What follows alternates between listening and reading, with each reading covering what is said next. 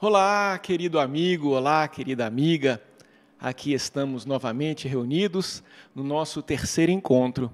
No primeiro encontro, nós estudamos o diálogo de Allan Kardec com o crítico, aquele que atacava o espiritismo, e ele mostra que não tinha pretensão de convencer ninguém que já tivesse um convencimento qualquer. Depois, nós estudamos no nosso segundo encontro o diálogo com o cético, aquele que tinha efetivamente dúvidas, e por isso o diálogo fluiu, as perguntas apareceram e ele foi trazendo um esclarecimento. Nesse nosso terceiro encontro, nós continuamos no capítulo 1, mas o diálogo agora é com o padre, ou seja, Allan Kardec reuniu todos aqueles diálogos, todos aqueles questionamentos de cunho religioso. Então, nesse nosso encontro, nós vamos abordar essas 19 intervenções, melhor dizendo, do padre em relação à doutrina espírita. Mas, antes de começar, eu gostaria de traçar aqui uma consideração muito importante. Primeiro que Allan Kardec estava tratando da Igreja Católica do terceiro quartel do século XIX. Então, aquele irmão, aquela irmã que seja católico, não deve jamais achar que muitos desses pontos sejam válidos para hoje, porque, assim como a ciência evoluiu, a religião também evoluiu. Então, tem muitos pontos que é colocado aqui a respeito da Igreja Católica que não existem mais, porque a própria Igreja Católica evoluiu, né? Então, nós pedimos a todos para que tenham um olhar histórico dessa obra, né? Nós estamos falando, então, de 1859 e as suas renovações, né, da obra, então, até 1865, que é a 6ª edição. Tá? Então, não se sintam jamais atacados na sua fé. Caso nós tenhamos irmãos católicos assistindo, é apenas um olhar histórico. Nós sabemos que a Igreja Católica daquele período já não reflete mais a Igreja de hoje. Ok? Então, vamos dar início. Hoje nós estamos aqui na equipe com o Manuelito e o Everton. E eu não sei para quem que eu peço. Roda a vinheta!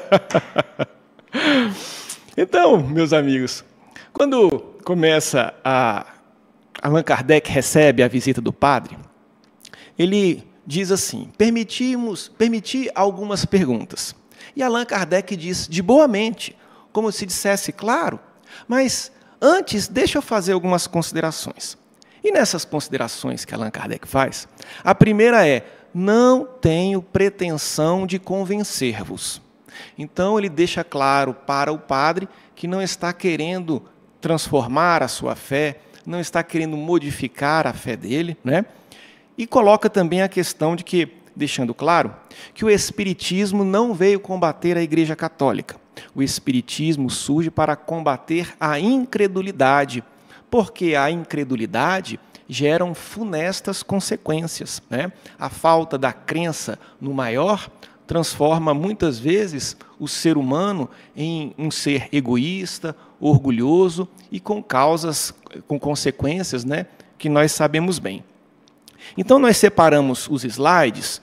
Vamos dar uma olhadinha nos slides. O primeiro slide lembra que estamos estudando a obra O que é o Espiritismo. O segundo slide vai poder situar bem onde nós estamos. Já estudamos o preâmbulo, já estudamos no capítulo 1, que é a Pequena Conferência Espírita, o primeiro diálogo com o crítico, o segundo diálogo com o cético, e agora estamos no terceiro diálogo com o padre. E vamos aqui para o terceiro slide. Olha interessante o que Kardec diz. O Espiritismo tem por fim combater a incredulidade e suas funestas consequências, fornecendo provas patentes da existência da alma e da vida futura. Ele se dirige, pois, àquele que em nada creem ou que de tudo duvidam, e o número desses não é pequeno, como muito bem sabeis. Os que têm fé religiosa e a quem esta fé satisfaz, dele não tem necessidade. Olha que interessante. Então, Allan Kardec deixa claro que o Espiritismo não busca jamais abalar a fé de ninguém, substituir a fé de ninguém. Se a pessoa está em determinada fé religiosa e está bem, deve permanecer. E aí ele faz uma consideração que eu acho interessante, que ele diz assim: toda crença sincera que não faça o mal ao próximo é respeitável. Olha que coisa. Então, quando ele fala toda a crença é respeitável, nós precisamos incluir aqui também o Espiritismo, né? Então, o Espiritismo também merece o respeito das outras crenças. Ele fala sincera porque toda a crença que seja superficial, ela tem apenas a aparência de fé. Então, nós não devemos nos enganar. Se, eventualmente, nós estamos em um local em que não nos toca verdadeiramente, em que estamos numa crença em que tem uma aparência, nós precisamos aparentar acreditar no que está sendo colocado, isso não é uma fé sincera, né? Jesus dizia: seja o seu sim, sim, e o seu não, não. Então, essa fé precisa ser sincera, não pode fazer o mal, ou seja, é uma fé que não pode ser instrumento de perseguição a ninguém, e, se assim for, ela é respeitável, mesmo que esteja em erro quanto a um ou outro ponto. Devemos sempre respeitar, né, as outras crenças. Então, ele coloca em relação a essa primeira intervenção do padre, nunca que o Espiritismo, que ele aconselha, melhor dizendo, aos espíritas, a nunca procurar alguém no propósito de abalar-lhe a fé. Isso é uma recomendação de Allan Kardec, que não fica no passado, não. Isso é muito presente, né? E aí a segunda manifestação do padre é nesse sentido. Se a Igreja julga que deve condenar a nova doutrina, ou seja, o Espiritismo, podes contestar o direito de discutir e combater o que considera um erro? Ou seja, se a Igreja está achando que o Espiritismo é um erro, não tem o direito de combater? Não tem o direito de discutir? E Allan Kardec diz, claro, tem todo o direito, desde que se encerrasse nos limites da discussão. Não haveria nada de melhor se houvesse apenas a discussão sobre esses pontos. O problema é que houve perseguições. Então, Allan Kardec vai trazer para a gente dados históricos. Ele fala de sermões em que o sacerdote praticava verdadeira injúria e calúnia aos adeptos do Espiritismo. Chegavam a dizer que é melhor ser incrédulo do que crer em Deus e na alma, conforme o Espiritismo propagava. Havia também uma desconfiguração da doutrina, ou seja, ao invés de ter uma lealdade filosófica sobre o que a doutrina pregava, afirmavam que a doutrina pregava coisas que não pregavam, né? E diziam que os espíritas eram inimigos da sociedade e da ordem pública. Alguns diziam que lamentavam não poder atear os espíritas às fogueiras da Inquisição. Espíritas eram perseguidos e injuriados nas ruas. Eram apontados como pestíferos. Pestíferos vem de peste, né? Olha que coisa forte. Mulheres eram aconselhadas a separar dos seus maridos, por serem eles espíritas, ou maridos aconselhados a separarem de suas mulheres, por declararem ter a convicção espírita. Olha que momento forte da história, não é? Empregados eram demitidos por se declararem espíritas. Era recusada caridade àqueles necessitados que eram adeptos do Espiritismo. Eram despedidos doentes dos hospitais, até mesmo cegos foram mandados embora dos hospitais porque diziam acreditar na doutrina dos espíritos. Então veja que aqui Allan Kardec está trazendo fatos históricos, que hoje a gente não consegue compreender, né?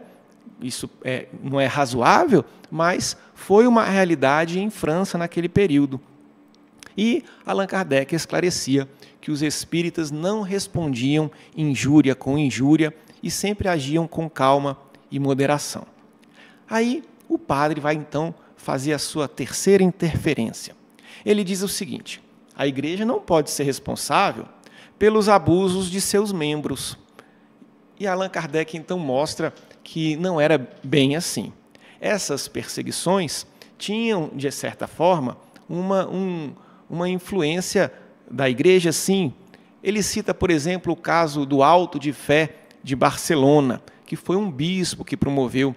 Isso foi em 9 de outubro de 1861, que uma livraria na Espanha encomendou 300 livros espíritas. Tinha exemplares de O Livro dos Espíritos, diversos exemplares da Revista Espírita, uma gama de obras espíritas, e a autoridade eclesiástica, ela se aproximou da autoridade alfandegária, e esses 300 livros que foram encomendas, que tinham sido pagos todos os impostos, estava tudo certinho, foram então apreendidos e lá fizeram uma grande fogueira e atearam fogo a essas obras, né? Ficou conhecido como o Auto de Fé de Barcelona. E Allan Kardec traça o seguinte raciocínio: ora, se a autoridade eclesiástica superior ela tem domínio sobre seus subordinados, e se nada fez em relação a esse, como a tantas outras perseguições, é porque tolera, né? Então, se tolera essas perseguições, a igreja teria, sim, responsabilidade sobre essas perseguições, não é? Então, tem uma frase aqui que eu selecionei que diz: o Espiritismo era antes uma simples doutrina filosófica. Foi a igreja quem lhe deu maiores proporções, apresentando-o como inimigo formidável. Foi ela, enfim, quem o proclamou nova religião. Então veja que Allan Kardec deixa claro que as informações dos espíritos, na mente dele, inicialmente iria reforçar a igreja, reforçar os eventos, as manifestações, né, tidas por santificandos, dos santos, as manifestações que precisavam de uma razão. Então, na mente de Allan Kardec, as religiões iriam assimilar as informações dos espíritos, né? Mas, ao contrário, quando a igreja começa a atacar o espiritismo começa a ter, então, um ar de uma nova religião, como foi pregada pela igreja, não era o que Allan Kardec imaginava inicialmente. Mas é interessante que, nesse momento desse diálogo com o padre, Allan Kardec faz chegar, por termos didáticos, a presença de um terceiro intervindo na conversa. É quem ele chamou de um livre pensador. Porque esse livre pensador vê Allan Kardec dizendo que o Espiritismo veio combater o materialismo e não as religiões. Aí ele vem dizer o seguinte, o livre pensador: você declarou que toda crença sincera é respeitável. O materialismo é uma crença como qualquer outra.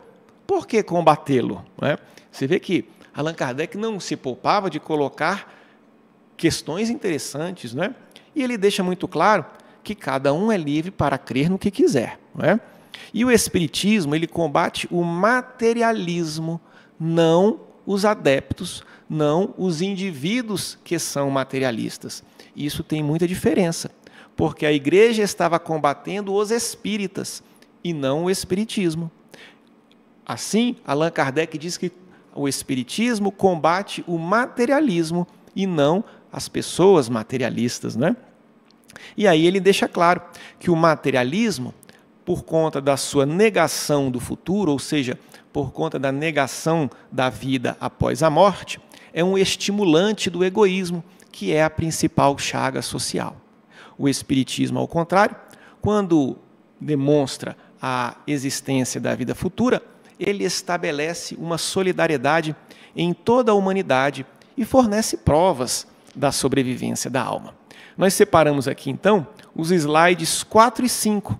Vamos dar uma olhadinha neles? Olha aí no slide 4. A crença de tudo acabar para o homem depois da morte, que toda a solidariedade cessa com a extinção da vida corporal, leva-o a considerar como um disparate o sacrifício do seu bem-estar presente, em proveito de outrem, donde a máxima, cada um por si durante a vida terrena, porque com ela tudo se acaba. A caridade, a fraternidade, a moral, em suma, ficam sem base alguma, sem nenhuma razão de ser.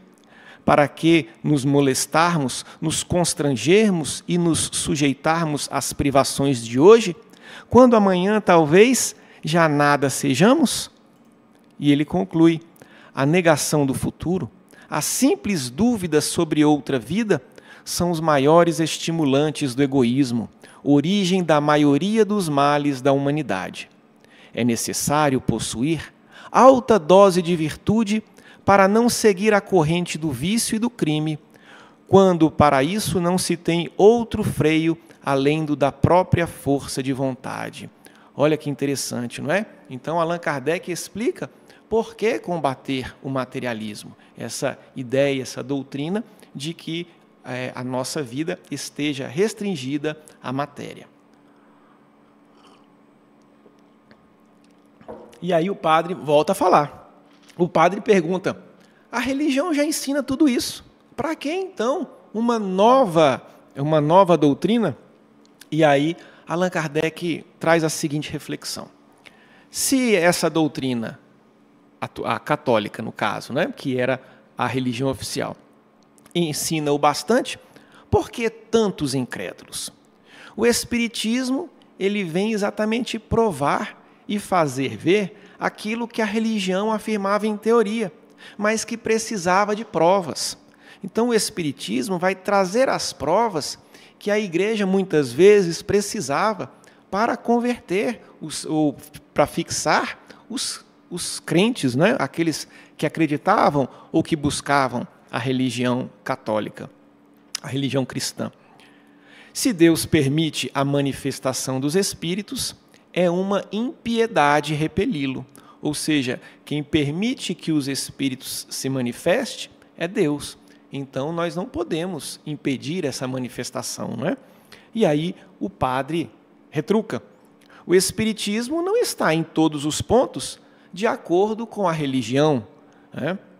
E aí, Kardec traz a seguinte reflexão: para todas as religiões, há sempre esse mesmo argumento. Então, os pontos das religiões não são coincidentes. Cada religião tem pontos diferentes que não se chocam, né? Então, ele lembra a existência dos protestantes, que dirão a mesma coisa, dos judeus, dos muçulmanos, e os católicos, eles têm pontos que não se tocam, né? Mas ele deixa claro que o Espiritismo fala daqueles pontos que são comuns a todos. Primeiro, a existência de um Deus único, justo e bom. Depois, ele fala da responsabilidade dos homens pelos seus próprios atos. O Espiritismo fala também das recompensas futuras para aquelas pessoas que praticam o bem, fala das punições para as pessoas que praticam o mal.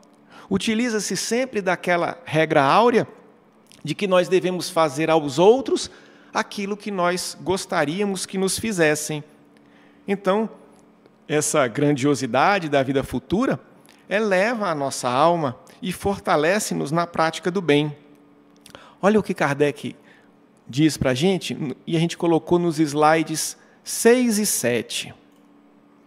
Ora, senhor abade. Abade é o padre, né? Ora, senhor abade. Todas as religiões dirão a mesma coisa. Os protestantes, os judeus, os muçulmanos, tanto quanto os católicos. Se o Espiritismo negasse a existência de Deus, da alma, da sua individualidade e imortalidade, das penas e recompensas futuras, do livre-arbítrio do homem, se ele ensinasse que cada um só deve viver para si, não pensar senão em si, não só seria contrário à religião católica, como a todas as religiões do mundo. Ele seria ainda a negação de todas as leis morais, base das sociedades humanas. E conclui: longe disso, os espíritos proclamam um Deus único, soberanamente justo e bom. Eles dizem que o homem é livre e responsável por seus atos, recompensado ou punido pelo bem ou pelo mal que houver feito. Colocam acima de todas as virtudes a caridade evangélica e a seguinte regra sublime ensinada pelo Cristo: fazer aos outros como queremos que nos seja feito. Não são estes os fundamentos da religião? Essa certeza do futuro, de se ir encontrar aqueles a quem se amou, não será uma consolação? Fantástico, não é, pessoal? Então, Allan Kardec traz essas considerações. E o padre, então, continua nesse diálogo, que é um diálogo cá para nós muito pertinente, porque muitos desses questionamentos nós assistimos hoje, não é? Ainda hoje é uma realidade que algumas pessoas de outras religiões vêm nos indagar. Nas questões gerais, concordo que o Espiritismo está em conformidade, diz o padre. Mas em relação aos dogmas, não contradiz o Espiritismo o que a Igreja ensina? E aí a gente precisa primeiro então entender o que sejam dogmas. Os dogmas são verdades incontestáveis e que são decorrências da fé. Significa dizer então que algumas religiões possuem pontos que não são discutíveis. É uma questão de crença. A gente deve crer simplesmente porque foi dito que deve ser assim e não há discussão. Há, às vezes, algumas explicações, alguns olhares, né? Um desses pontos, um desses dogmas, nós podemos colocar aqui a questão da Santíssima Trindade. Para a Igreja Católica Apostólica Romana, em Deus há 3 pessoas: o Pai, o Filho e o Espírito Santo, não é? Esse dogma não deve ser contestado, não deve ser pensado, é decorrente da fé. Então, quem possui essa fé católica apostólica romana coloca isso como premissa inquestionável. E o Espiritismo, ele não conta com essas questões dogmáticas, porque é uma ciência de observação, é uma doutrina filosófica. Então, tudo aquilo que não está baseado na razão, o Espiritismo não avança. Deixa para que cada um mantenha a sua crença, conforme assim entende, né? Então, o Espiritismo ele não vem fazer com que as pessoas modifiquem a sua crença, né? Deixa esses pontos de dogma como pontos de fé individual e vai trazendo, então, as informações espirituais.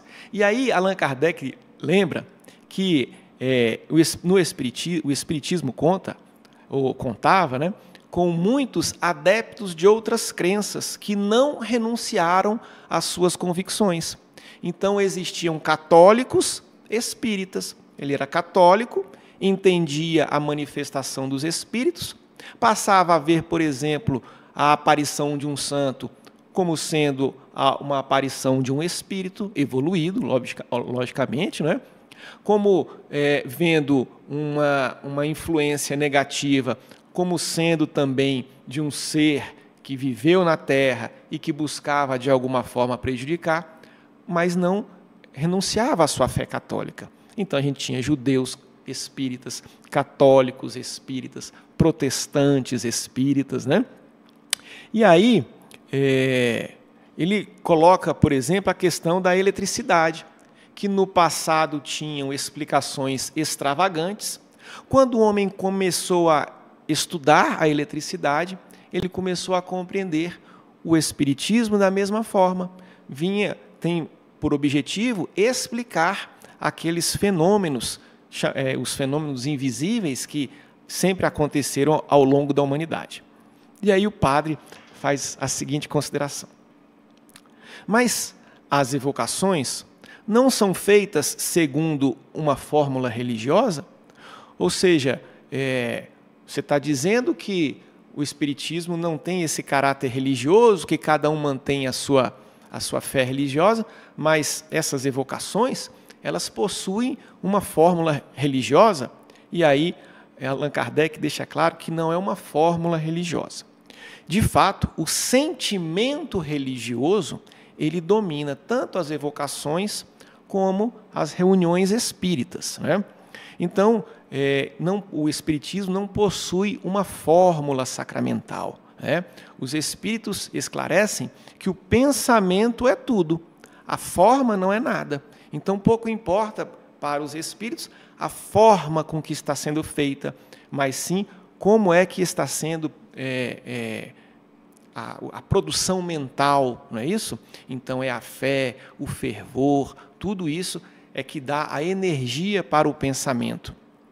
E aí, Kardec também lembra que nas reuniões chamamos a Deus, diz ele, porque cremos em Deus.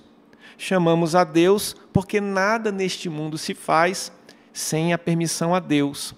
As reuniões também são feitas com calma e recolhimento, porque é necessário a calma e o recolhimento para as observações. O Espiritismo é uma ciência de observação, então não tinha exasperação, né? Era feita com calma e recolhimento. E também com respeito, porque o respeito deve pautar todo o encontro com aqueles seres que já partiram. E faziam também, como ainda fazemos, né? O apelo aos bons espíritos, porque sabendo que existem bons e maus espíritos, as reuniões tinham esse apelo aos bons espíritos para que eles viessem dar as manifestações, evitando assim que os maus espíritos fizessem, né, dessem informações falsas, trouxessem um caráter menos feliz às comunicações. E aí, então, o padre continua.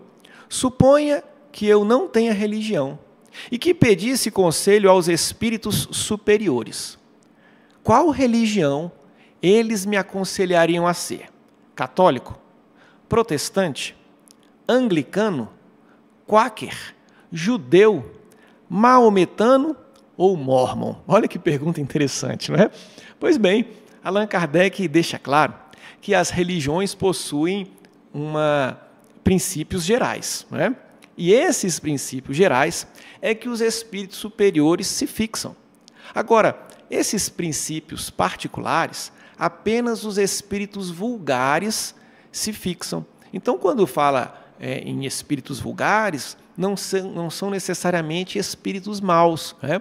Mas espíritos pouco evoluídos. Então, eles se fixam em opiniões, em pontos de vista, mas os espíritos superiores não têm isso, não.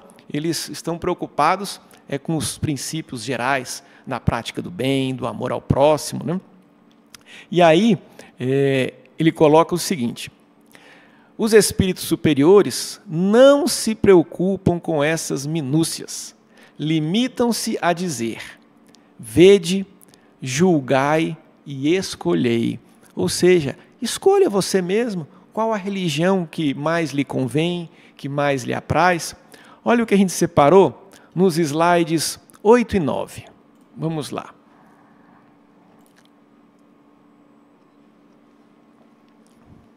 Em geral, os espíritos superiores, se a isso não são solicitados por alguma consideração especial, não se preocupam com essas questões de minúcia. Eles se limitam a dizer: Deus é bom e justo, não quer senão o bem.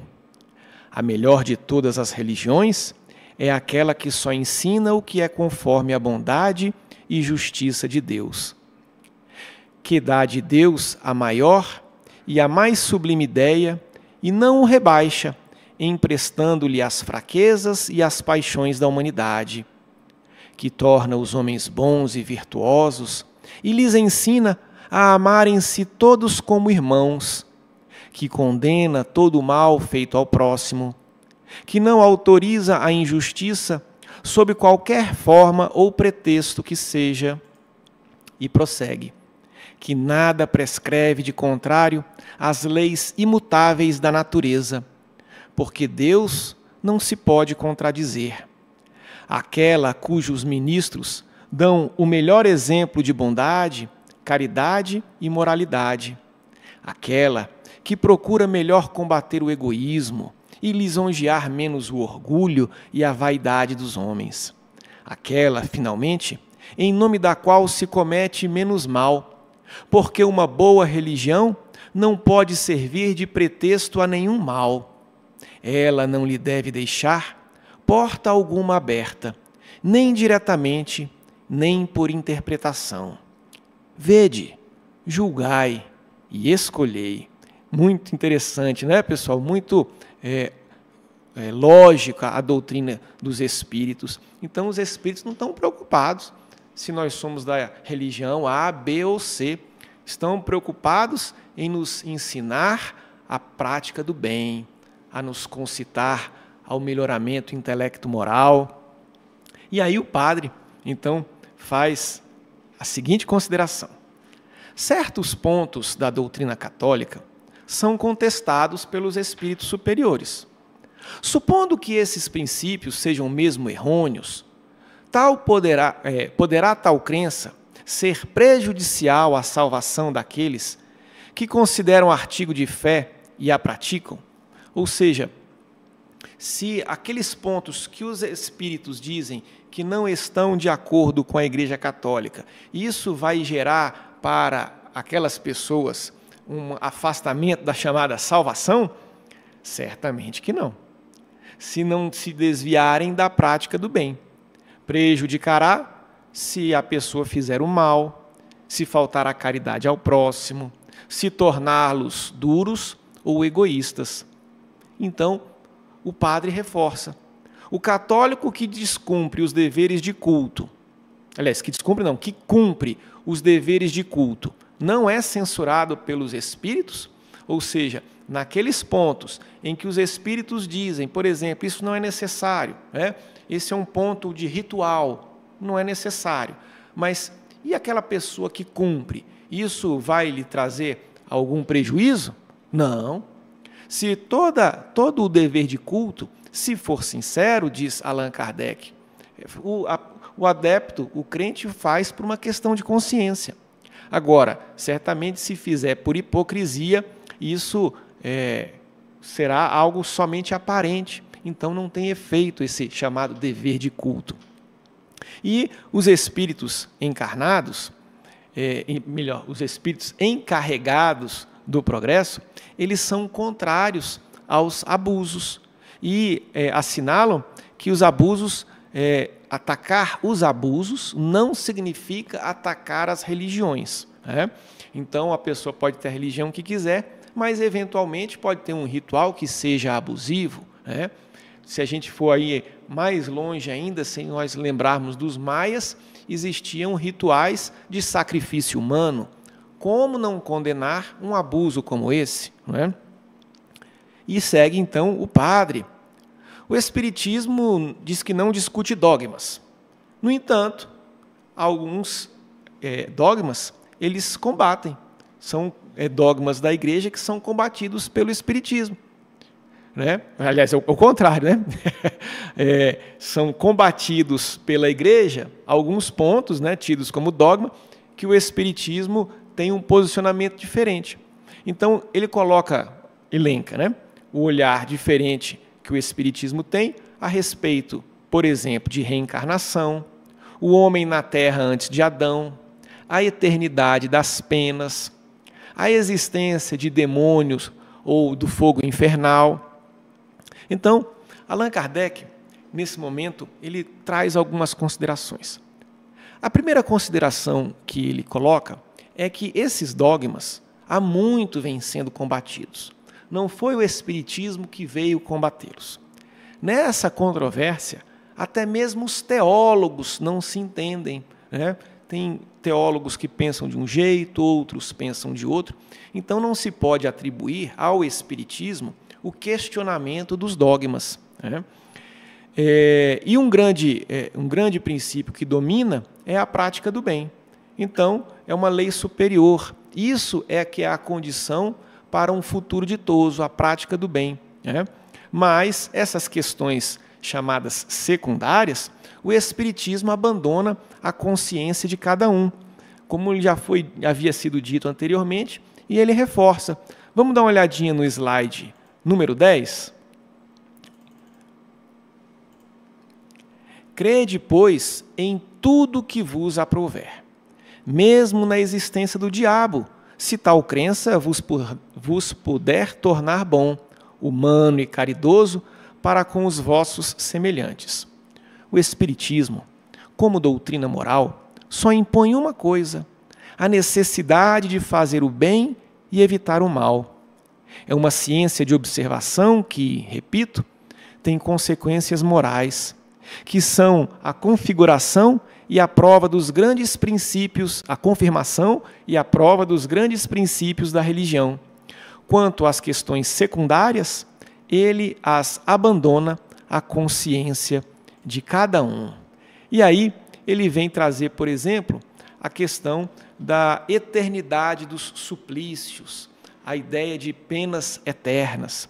Ela é um contrassenso com uma negação da infinita misericórdia de Deus. Nós não podemos conceber um Deus infinitamente misericordioso e que aplica uma pena eterna. E olha então, nesse mesmo sentido, o que traz os slides 11 e 12. A duração do castigo é subordinada ao melhoramento do espírito culpado. Nenhuma condenação por tempo determinado é pronunciada contra ele. O que Deus exige para pôr em termo aos sofrimentos é o arrependimento, a expiação e a reparação. Em uma palavra, o melhoramento sério e efetivo, uma volta sincera ao bem. O espírito é, assim, o árbitro de sua própria sorte. Sua pertinácia no mal prolonga-lhe os sofrimentos. Seus esforços para fazer o bem os minoram ou abreviam. Sendo a duração da pena subordinada ao arrependimento, o espírito culpado, que não se arrependesse e nunca se melhorasse, sofreria sempre e para ele, então, a pena seria eterna.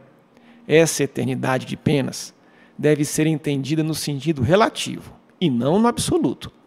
Uma condição inerente à inferioridade do espírito é não ver o termo de sua situação e crer que há de sofrer para sempre, o que é para ele um castigo. Desde que, porém, sua alma se abra ao arrependimento, Deus lhe faz entrever um raio de esperança.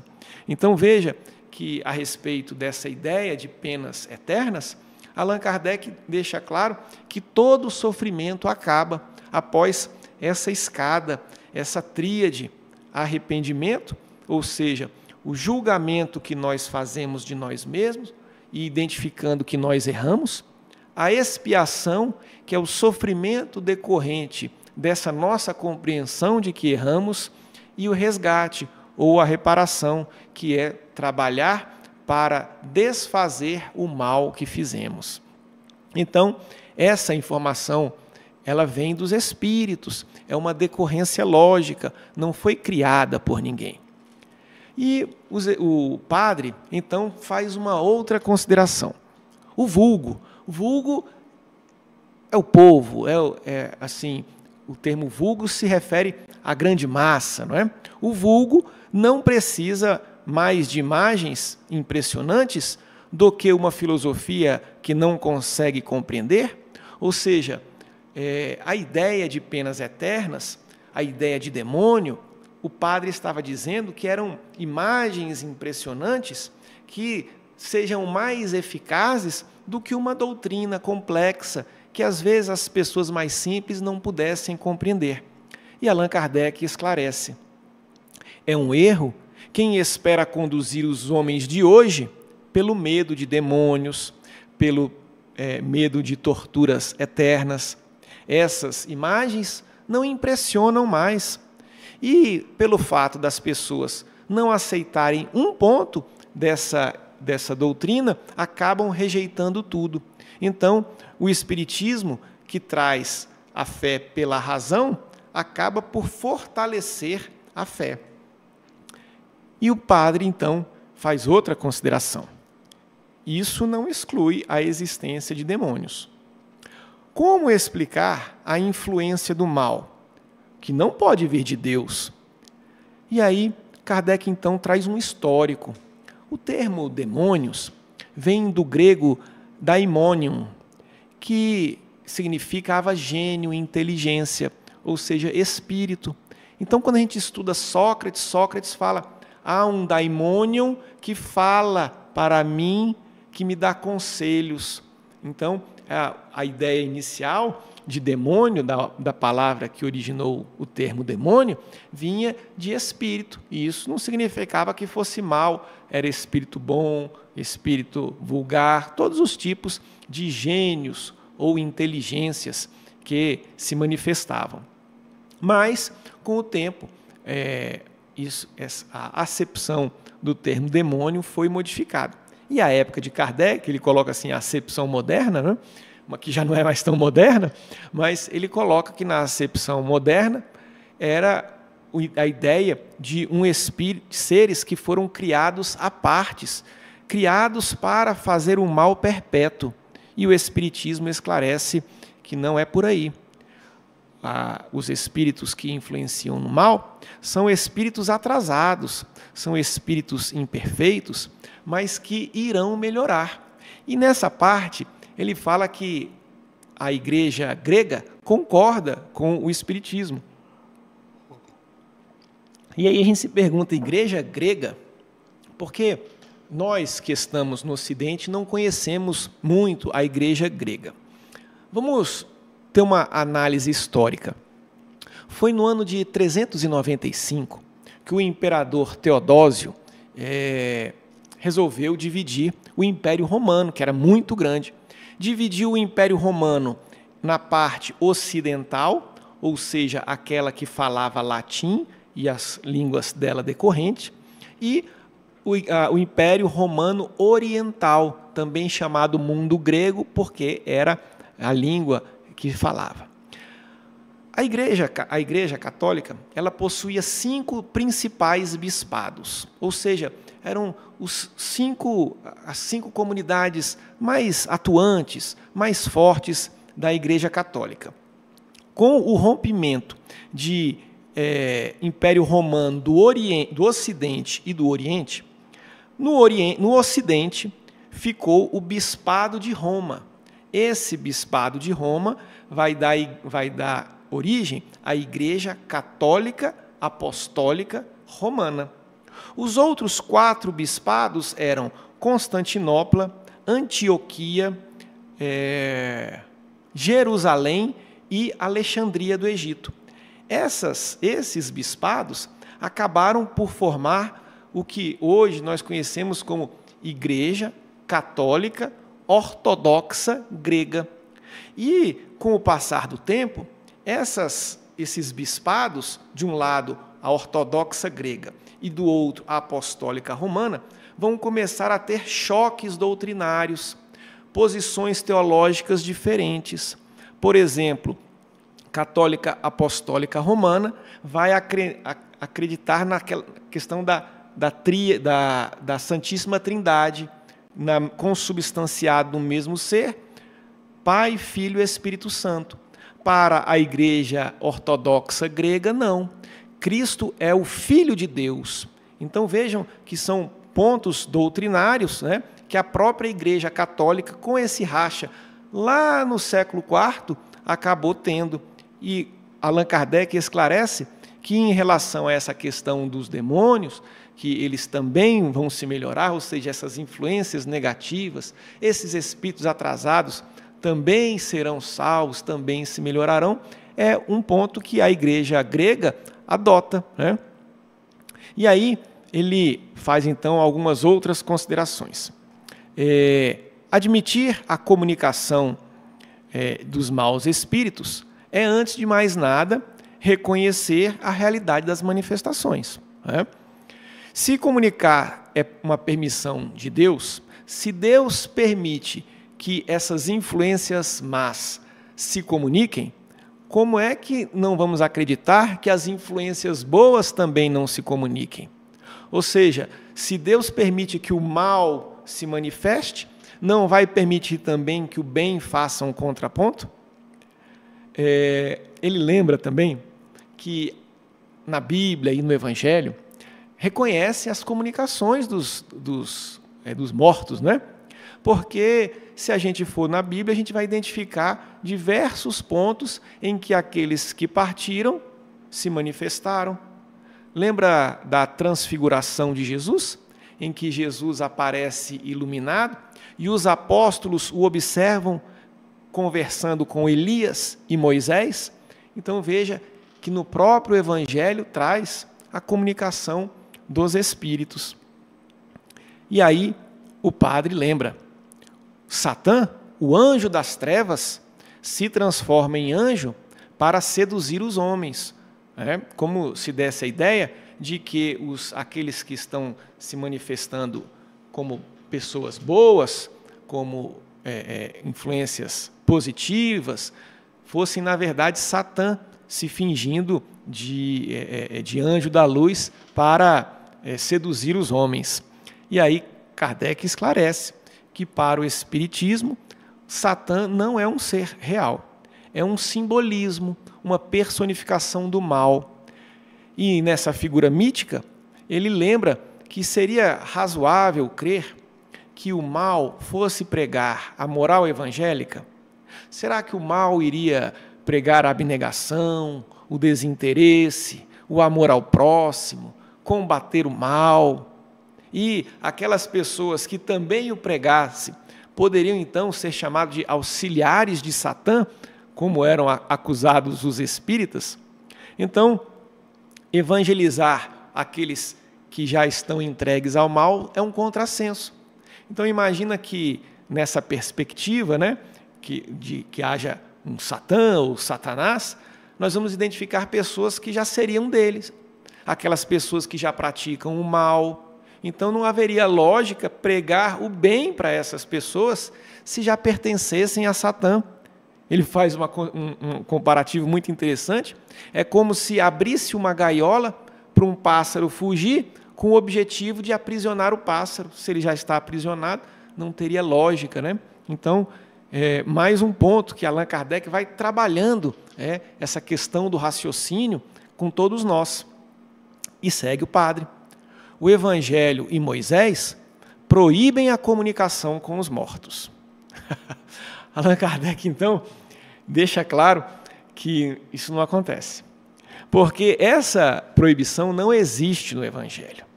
Quem proibiu a comunicação com os mortos foi somente Moisés.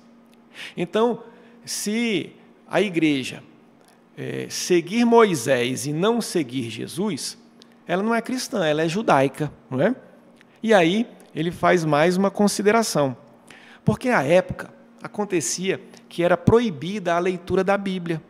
Por isso é que volta e meia alguém falava assim, no Evangelho diz isso, na Bíblia diz isso. Quando, na verdade, as pessoas não tinham elementos para contestar, porque não era permitida a leitura da Bíblia, né?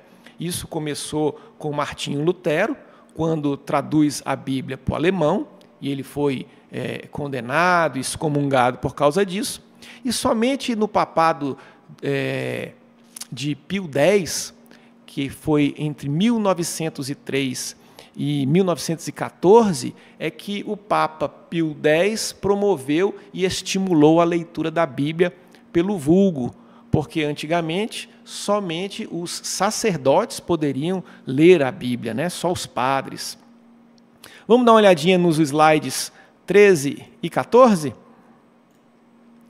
A proibição feita por Moisés tinha então a sua razão de ser, porque o legislador hebreu queria que o seu povo rompesse com todos os hábitos trazidos do Egito, e de entre os quais o que tratamos era objeto de abusos. Seguindo, não se evocava então os mortos pelo respeito e a afeição tributados a eles, nem com o sentimento de piedade, mas sim como meio de adivinhar, como meio de tráfico vergonhoso, explorado pelo charlatanismo e pela superstição.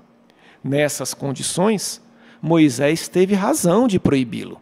Se ele pronunciou contra esse abuso uma penalidade severa, é que eram precisos meios rigorosos para conter esse povo indisciplinado.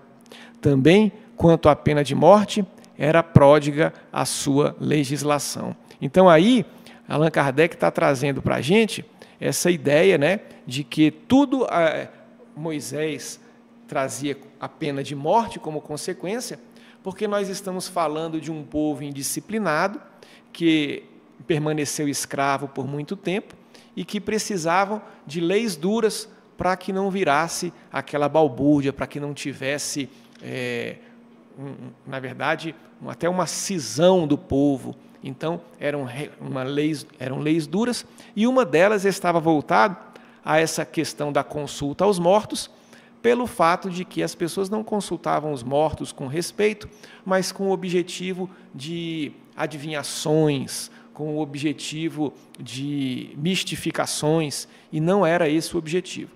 Eu sei que não está aqui, a gente pode trazer outros pontos, como, por exemplo, consta em Números, capítulo 11, versículo 26, quando os médiuns Eudade e Meldade, eles profetizam, aparece alguém e vai lá dizer: Moisés, Eudade e Meldade, eles profetizaram e o Senhor tinha proibido. Moisés diz assim: quem dera que todo profeta fosse de Deus.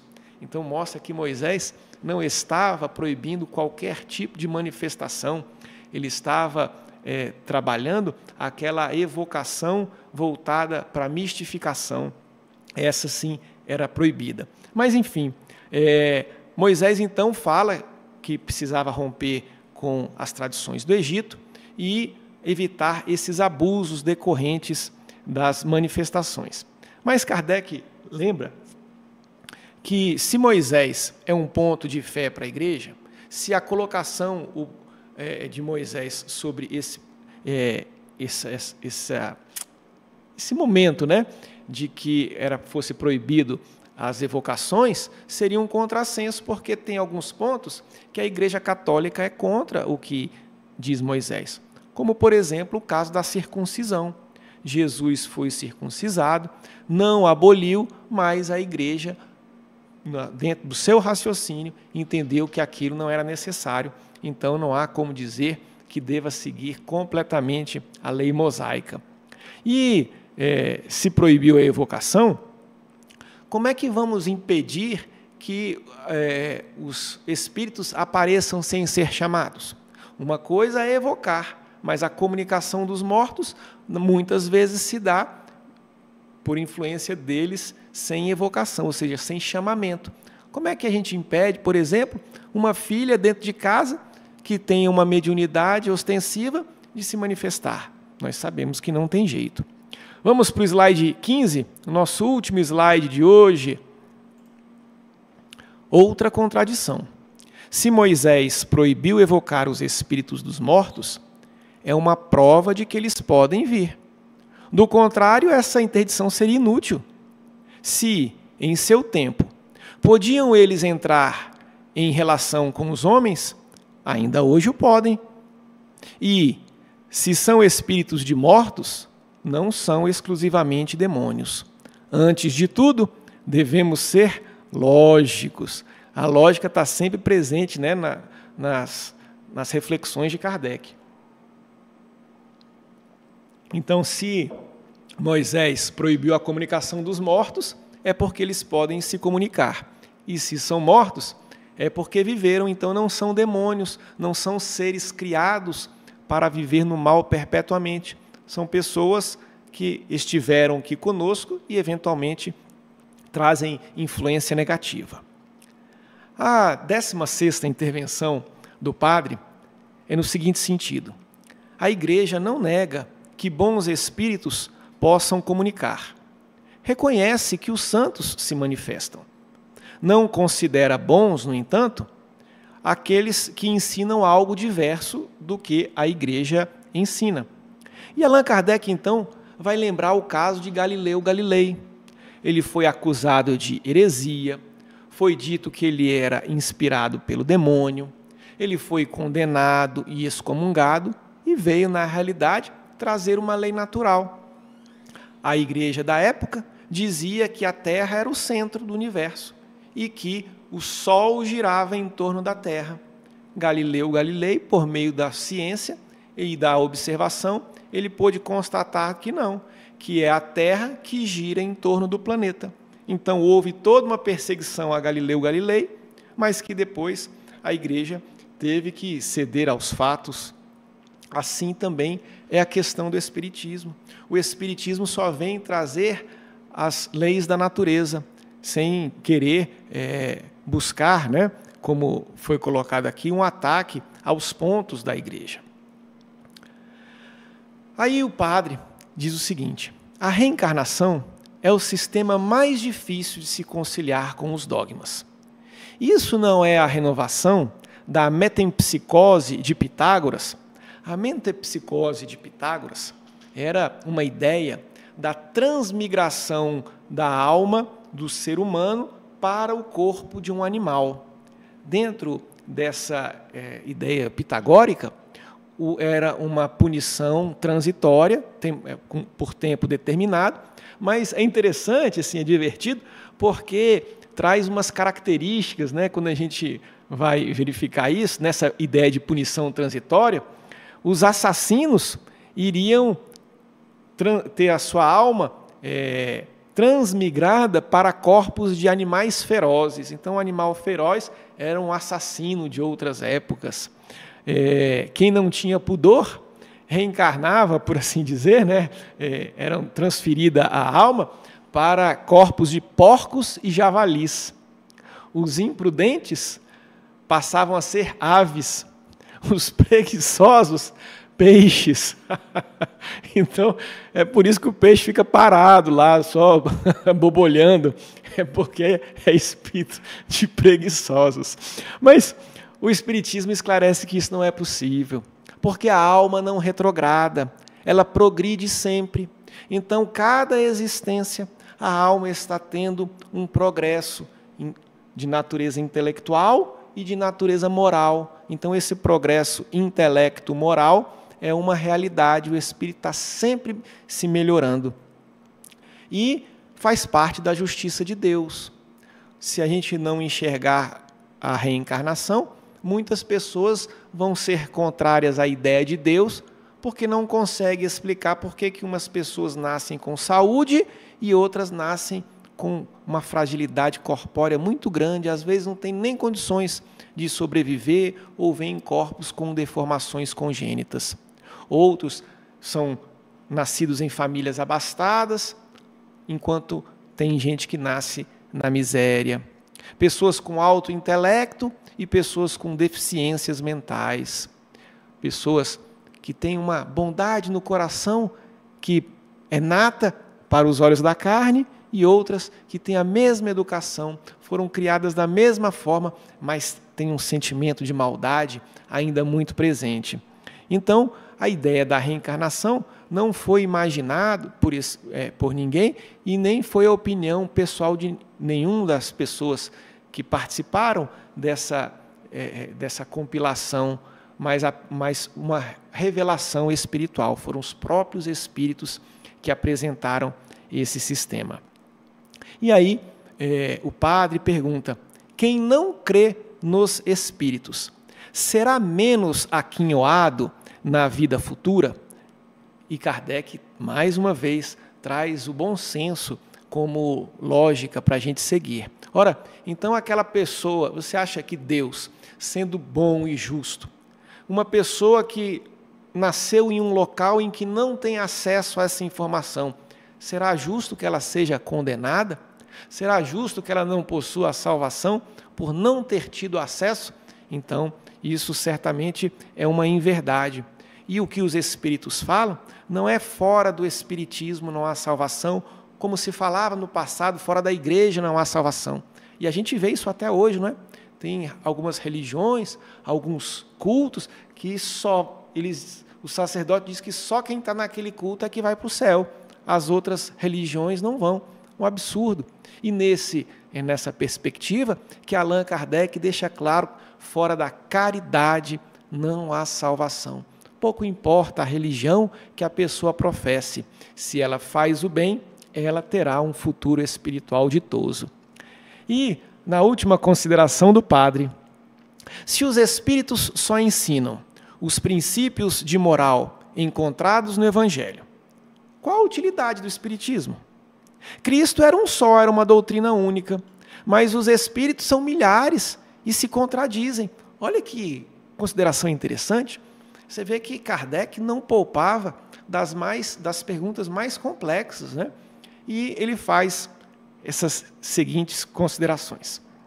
O Espiritismo, ele veio para auxiliar e confirmar as verdades fundamentais da religião. Então, o Espiritismo, ele vem complementar e explicar aquilo que Cristo tocou, aquilo que ele disse de forma alegórica e que precisaria, no futuro, como aconteceu com o Consolador Prometido, que é essa nova revelação, o Espiritismo, ele vem aprofundar e fazer com que nós conhecêssemos aquilo que Jesus falava de maneira alegórica. Então, como existia diversas religiões que se digladiavam, a gente já falou aqui da igreja romana, da igreja grega, dos protestantes, como haviam cada um com o seu olhar apaixonado, entendeu por bem o Cristo, trazer esse Consolador Prometido não por meio de nenhuma instituição religiosa, mas por meio dos Espíritos, para que nenhuma delas deturpasse ou trouxesse o seu olhar pessoal a aquelas revelações. Quanto às eventuais divergências das opiniões espíritas, Kardec esclarece que isso só se deu no começo, por uma falha de observação. Então, no começo das manifestações espíritas, por não haver um critério para fazer o julgamento dessas manifestações, é que haviam opiniões diversas, muito embora com o tempo houve, então, uma consolidação dessa doutrina. Mas lembra também que as igrejas também não têm as suas diversas divergências, então é muito presente até hoje posicionamentos diferentes entre as diversas igrejas. Agora, esclarece ele, as revelações novas existem sim. A moral espírita é a moral do Cristo, mas o Espiritismo trouxe novas revelações. Uma delas é a respeito do mundo espiritual. Os espíritos vêm trazendo informações detalhadas a respeito do mundo espiritual. O Espiritismo também traz a fé pelo raciocínio, não mais aquela fé cega em que devemos acreditar porque devemos, mas aquela que decorre do raciocínio, do bom senso, da lógica. E essa fé é uma fé robustecida. E, finalmente, ele encerra esse diálogo com o padre, trazendo um rol para aquelas pessoas que buscam o Espiritismo, para se aprofundar, e ele reforça que ele recomenda, primeiro, a leitura dessa obra que nós estamos trabalhando nessa resenha literária, o que é o Espiritismo. Depois de o que é o Espiritismo, ele recomenda ler o Livro dos Espíritos, em seguida, o Livro dos Médiuns, e depois as obras secundárias, como o Evangelho segundo o Espiritismo, o Céu e o Inferno, entre outros. Então, nós precisamos estudar o Espiritismo, começando sempre por Allan Kardec. Fica aqui mais um convite para vocês estarem conosco no nosso próximo encontro. Um beijo no coração e até a próxima. Muita paz e alegria em nossos corações.